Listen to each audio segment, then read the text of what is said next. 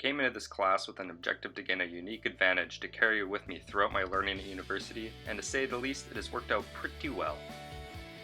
I have always been one to struggle with finding the motivation to get through coursework and study for tests. I am that typical procrastinator who succumbs to any distraction to put off studying or homework for as long as possible. Then the next thing you know, I'm pumping dangerous amounts of caffeine and God knows what into my body, staying up for 36 hours straight, studying for an exam, 2 quizzes, finishing an assignment, and then finally looking like this sore loser, then dragging myself to school and writing my exam, then go into a coma for a week, and repeat. Fortunately enough, our brains have the ability to understand its weaknesses and to use that awareness to make better decisions. This is my first step to reaching my objective from this course.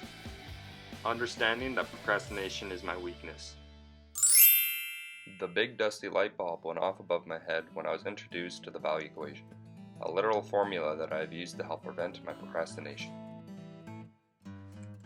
This is the value equation, which is represented in the form value equals reward times probability of success divided by delay times impulsiveness plus 1. So what does this equation actually mean? How could a silly equation like this help combat procrastination? Well, let me explain. The value is the total relative value something has to you. For example, at any particular moment, studying might have a value of a squandering -10, while Netflixing might have a value of a solid 10. So now, if you're given the choice, you'll be more inclined to watch Netflix over studying, because at that time, Netflix seems to be the better choice. The reward is the benefit something gives to you.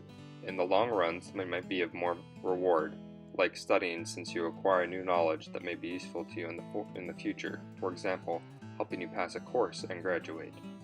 But since the test is so far into the future, you choose something that gives you an instant gratification, such as getting a good laugh from your favorite YouTube channel.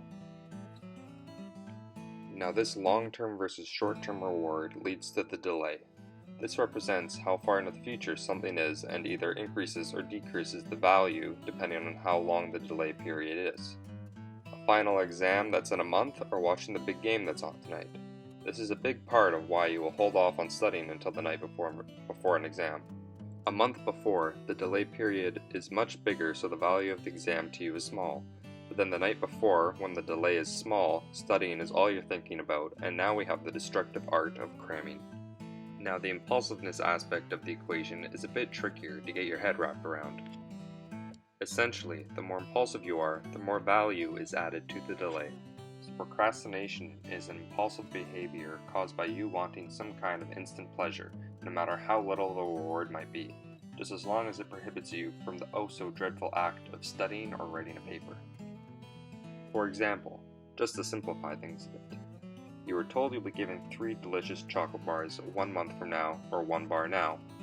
Most often, you would choose the one right now because you don't want to wait so long. That is essentially impulsiveness adding more weight to the delay because you want it now.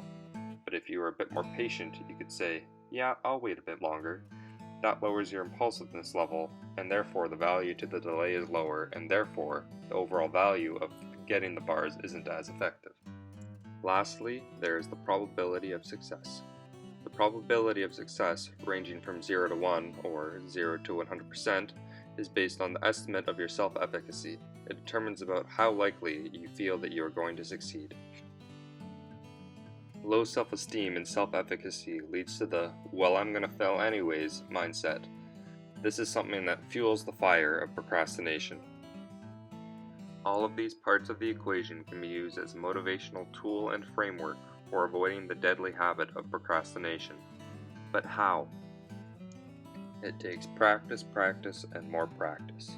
One cannot simply just start practicing every day if they are prone to procrastinate. It takes an inner drive, a motivation, and this can be achieved through goal setting. One of the biggest things that I have found that motivates me the most to study are goals, but more specifically, realistic short-term and long-term goals.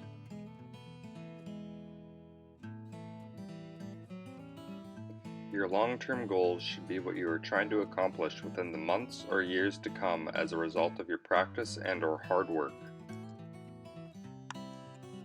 Then, every week or 2 leading up to your long-term goal, you set a short-term goal to decrease that delay period between now and your long-term goal, to keep you motivated every day. These are sort of your short-term checkpoints where you test yourself on your progress with a certain standard in mind to be reached. If you pass, reward yourself for your success in some way, shape, or form that would motivate you to do well on your weekly personal tests. If you fail, either try harder or adjust your goals if it is too hard. It has to be realistic or else it'll have a demotivating effect. But here's the catch. You don't need to study or practice hours upon hours every day to stay on track.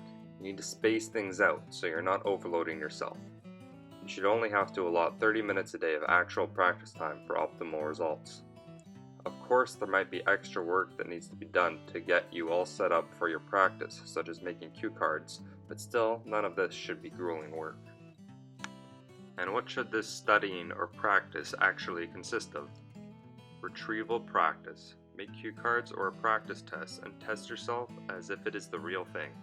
As they say in sports, practice as you would in a game. Same rules apply here. This has been proven to be more effective than sifting through your notes, looking up answers, and rewriting everything. Your brain learns better when it is being tested and making mistakes. This allows you to retain information more effectively. Also, as you learn new things, elaborate on the concepts and keep mixing it in with your old content. This is interleaving, and it makes things a bit harder, but like I said before, more mistakes means more episodes of learning. So how exactly does all of this relate to the value equation? Well, let's say you have this overall value, and maybe before you found studying for a final to be a solid -20. Now keep in mind these values are subjective. But now you make your long and short-term goals. The short-term goals allow for a decreased delay value since you are testing yourself every week or every couple of weeks depending.